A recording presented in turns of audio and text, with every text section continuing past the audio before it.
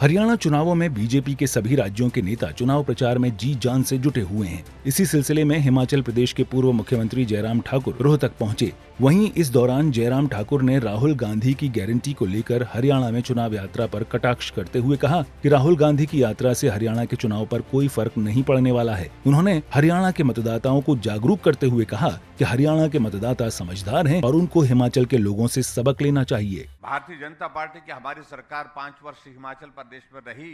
Covid का 2 वर्ष का लंबा दौर रहा, लेकिन समय पर पेंशन, समय पर सैलरी और उसके साथ साथ में हजारों की संख्या में नौकरियां हिमाचल प्रदेश में दी गई।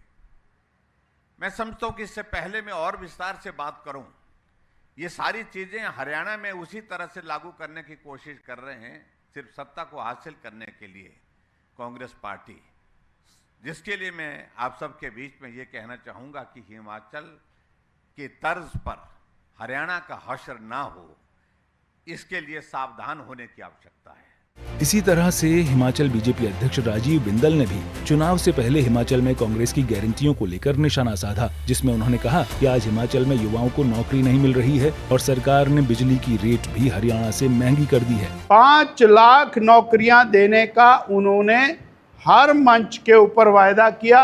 माननीय मुख्यमंत्री वर्तमान, उप मुख्यमंत्री वर्तमान और सभी कांग्रेस के नेताओं ने इस गारंटी को घर घर पहुंचाया और किया क्या कि नौकरी देने वाला जो संस्थान है उस संस्थान को भंग कर दिया, उसको बंद कर दिया।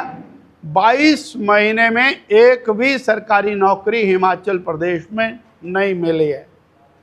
उन्होंने कहा कि हम 300 यूनिट बिजली हर व्यक्ति को फ्री देंगे।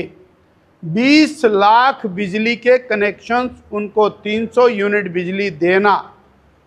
बीजेपी की जयराम ठाकुर की सरकार में 125 यूनिट बिजली फ्री मिल रही थी।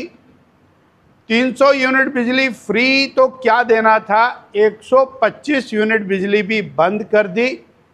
और मैं हरियाणा वासियों को बताना चाहता हूं कि वर्तमान कांग्रेस की सरकार ने हिमाचल की बिजली के दाम हरियाणा से महंगे कर दिए। डोमेस्टिक बिजली, कमर्शियल बिजली, इंडस्ट्रियल बिजली, नॉन कमर्शियल बिजली, सभी के दाम बढ़ गए हैं और मुफ्त देने वाली बात तो कहीं नज़र दूर दूर तक नहीं आती, क्योंकि खुल के उन्होंने कहा कि हमारा खजाना खाली। उन्होंने कहा था हम 100 रुपये लीटर किसान का दूध लेंगे।